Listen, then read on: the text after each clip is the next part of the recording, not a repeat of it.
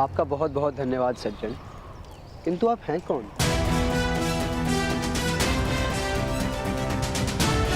जो रक्षा करे उसे तो केवल रक्षक ही कहा जा सकता है। सहायता की है आपने, रक्षा नहीं की। मैं क्षत्रियों की सहायता नहीं करता बालक।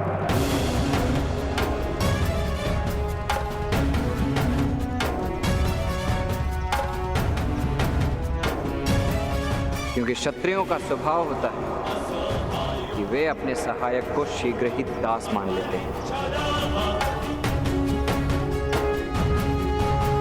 और दासत्व मेरा स्वभाव नहीं। हम वनवासी दासत्व में नहीं, मित्रता में विश्वास रखते हैं। भीम अंतिम सहायता, जिसके बाद और किसी सहायता की आवश्यकता ना हो, उसे रक्षा ही कहते हैं। ज्येष्ठ भ्राता, क्या हम भाई मिलकर उस राक्षस का वध नहीं कर पाते? कर पाते, अवश्य कर पाते, किंतु कैसे कर पाते?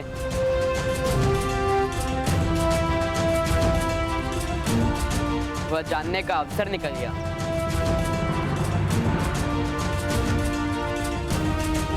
इसीलिए उचित होगा कि हम इन्हें रक्षक मानकर प्रणाम करें।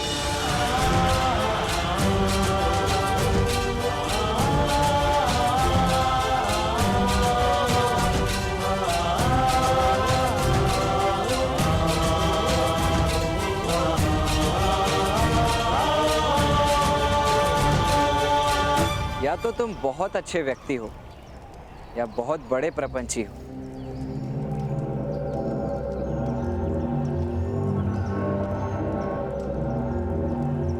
हमारे भ्राताश्री का अपमान मत कीजिए, हम सहन नहीं कर सकते।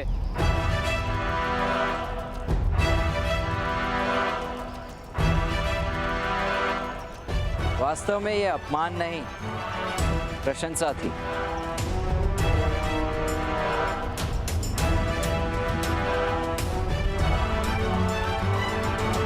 यदि इससे मन ना भरा हो तो आपकी माता के साथ मेरे पिता इसी ओर आ रहे हैं।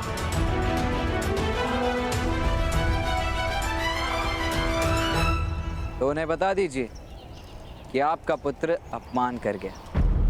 वो दंड दे देंगे मुझे, क्योंकि मेरी माता और पिता के सिवा किसी और का आदेश और दंड मैं मान्य नहीं करता।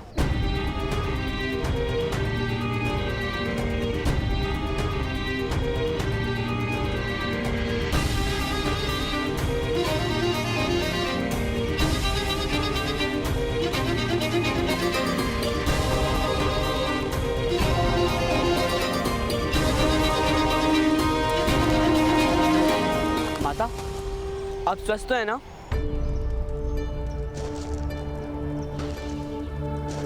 वो कौन था जिसने मेरी रक्षा की? कोई बहुत उद्दंड व्यक्ति था माता, ज्येष्ठ का अपमान किया उसने। किंतु बहुत बलवान था। कह रहा था कि वह इनका पुत्र है।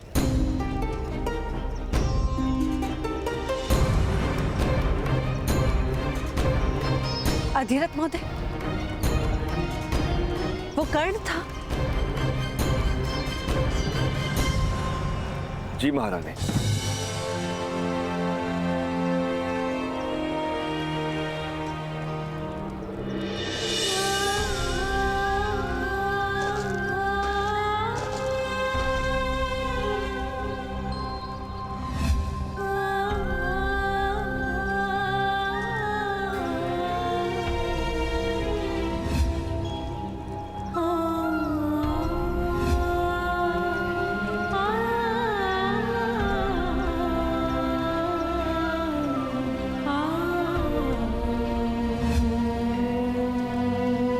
बिना मिले क्यों जा रहा है? कर्ण! कर्ण! कर्ण!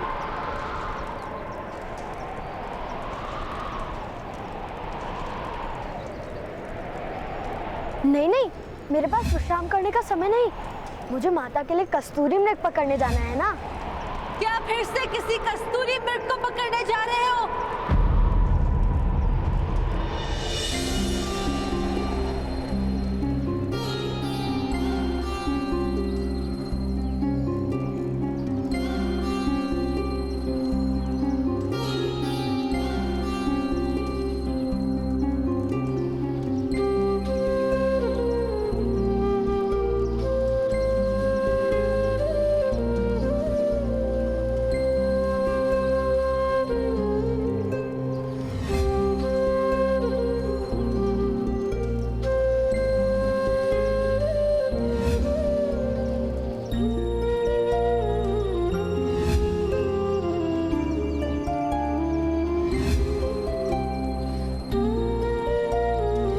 मेरा स्मरण करोगे ना पुत्र?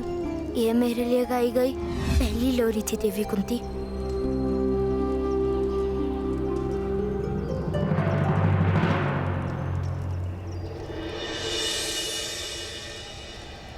नहीं महारानी, कस्तूरी मृग सूतों के हाथ कब आते हैं? केवल कल्पना ही रह जाती है।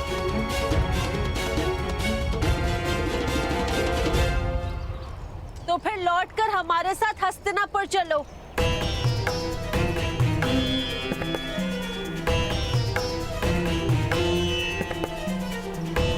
नहीं महारानी,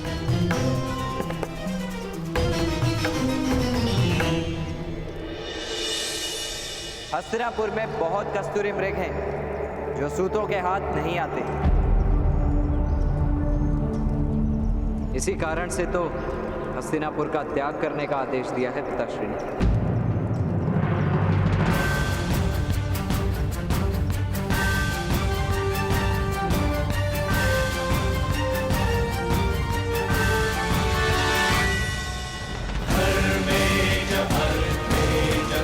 प्रणिपात।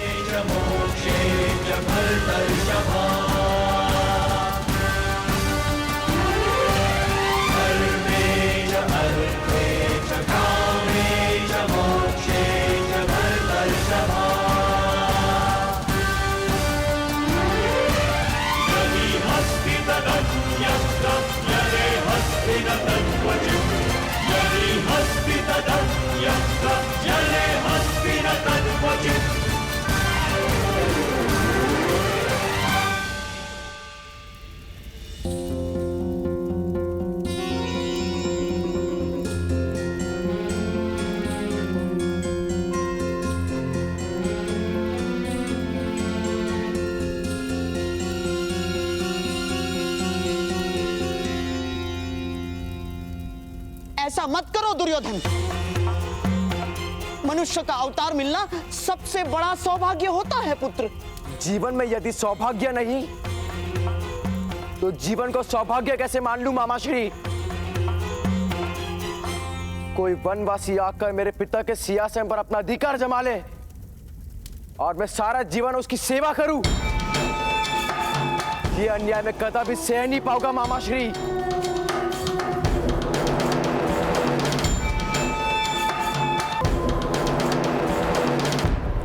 पुत्र दुर्योधन, ये क्या मूर्खता है?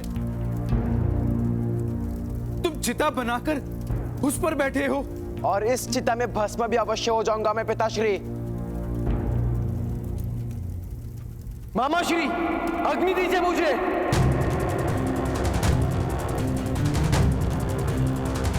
नहीं पुत्र, तुम्हारी मृत्यु का विचार भी मेरे लिए नरक यातना है पुत्र। मेरा आदेश है, तुम इसी समय चिता से नीचे उतरो। और क्या करूं मैं पिताश्री? सारा जीवन किसी की सेवा में बिताऊं, उन पांडवों की उंगली पर सारा जीवन नृत्य करूं, उनकी सेना में एक सामान्य सैनिक बनकर किसी युद्ध में मृत्यु प्राप्त कर लूं? क्या ये संपत्ति दे रहा आप मुझे अपने उत्तराधिकार में? नहीं पिताश्री, आप अपने पुत्र को ऐसा भयानक जीवन नहीं दे सकते।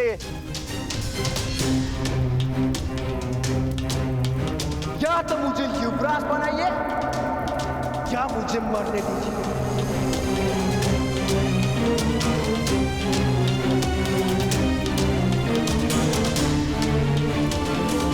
किंतु पुत्र, मैं विवश हूं। विवशता मानने की बात है महाराज, केवल मानने की बात। वास्तव में विवशता जैसा कुछ है ही नहीं। तुम गंगा पुत्र के क्रोध को नहीं जानते शकुनी।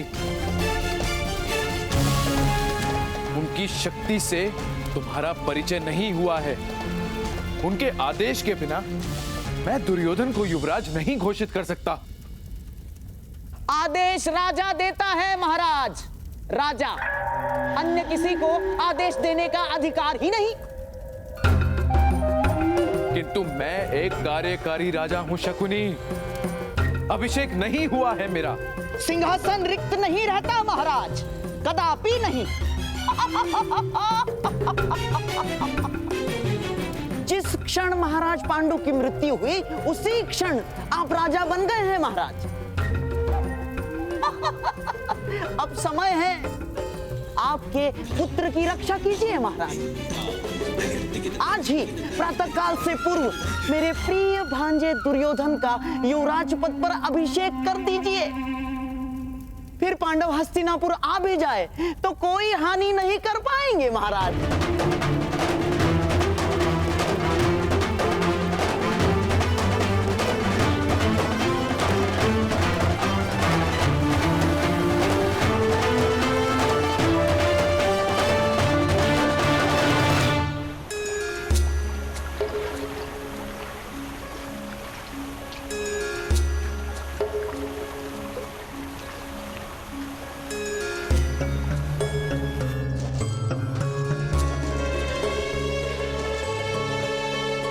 अधिरथ महोदय, कर्ण को निष्कासित करने का क्या कारण था?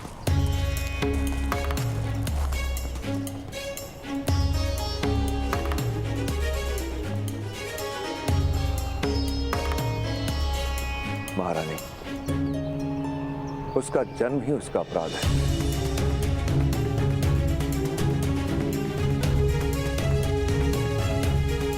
सूत समाज कर्ण का सामर्थ्य धारण नहीं कर सकता। अर्थात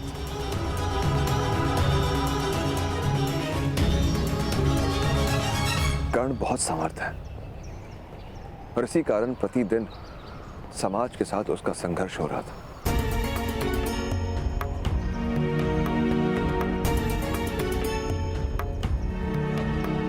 छोटी जाति में सामर्थ्य श्राप बन जाता है महारानी। सामर्थ्य कभी शाप नहीं बनता अधिरथ।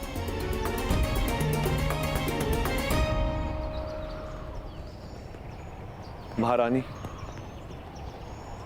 सामर्थ्य सपनों को जन्मता है और सूतों को स्वप्न देखने का अधिकार नहीं।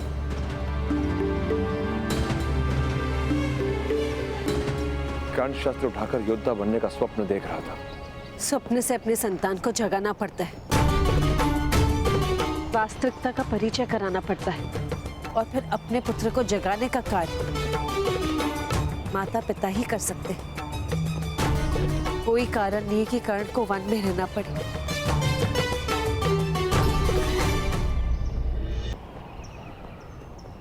अग्नि देह के भीतर हो तो जीवन मिलता है, किंतु देह अग्नि के भीतर जाए तो मृत्यु हो जाती है। सब अपने निश्चित स्थान पर है, यही उचित होता है। कर्ण का कल्याण वन में ही लिखा है।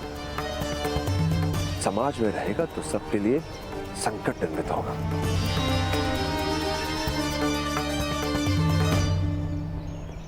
महामंत्री भी जानते हैं महारानी। आश्चर्य है कि कर्ण की माता ने उसे किस प्रकार जाने दिया।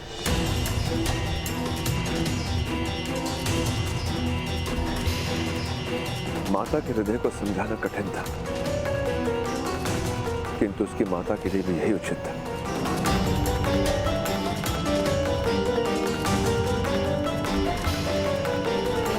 कि वो हस्तिनापुर का त्याग करे। मुझे क्षमा कर दो पुत्र।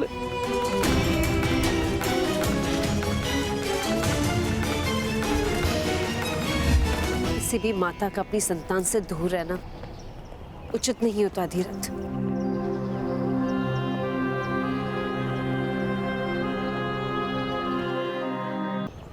पुत्र युधिष्ठिर,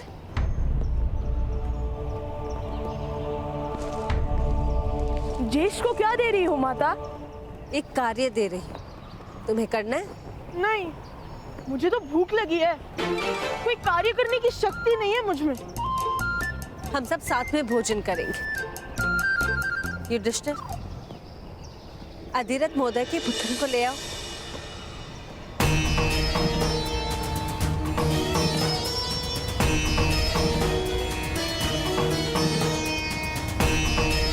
अधिक दूर नहीं गया होगा। मैं जाता हूँ माता, मैं उनके चरण चिन्ह सरलता से देख पाऊंगा। कर्ण बड़ा हो गया है, उसे जाने देना ही उचित होगा। नहीं अधिरथ, कोई भी इतना बड़ा नहीं होता कि अपनी माता की गोद में समा न सके। कर्ण को आप उसकी माता से दूर नहीं कर सकते।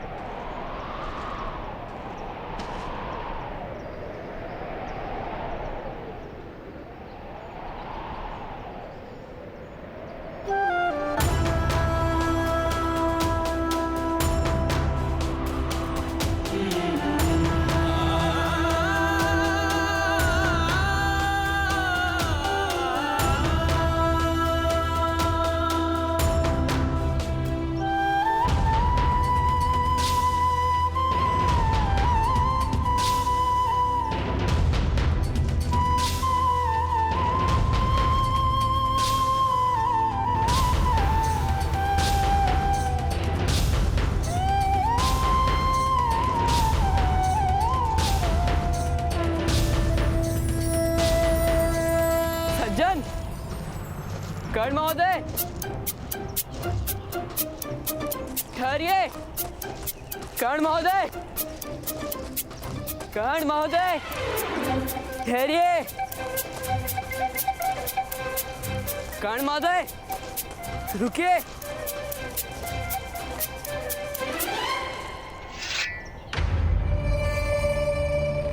प्रिय बाण, रास्ता रोको।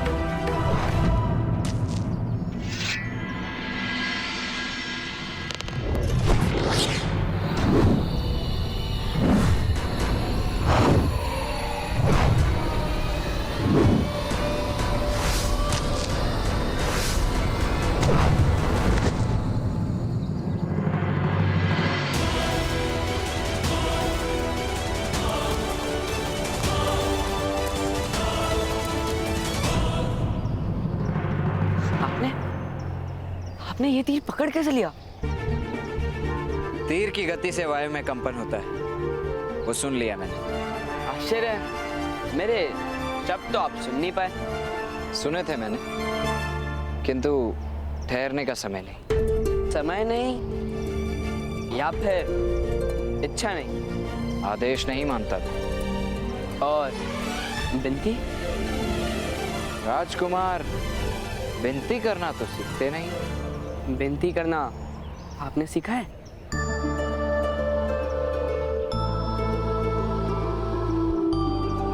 सीखा था, किंतु वन में प्रवेश किया उसी क्षण विस्मरण कर दिया। अर्थात आप वन के राजकुमार बन गए? नहीं, वन का सम्राट बन गया। वन की यही तो विशेषता है, यहाँ प्रत्येक जीव या तो सम्राट है या मृतदेह। इस समय तो हम दोनों वन में खड़े हैं। इसका मतलब हम दोनों सम्राट हैं।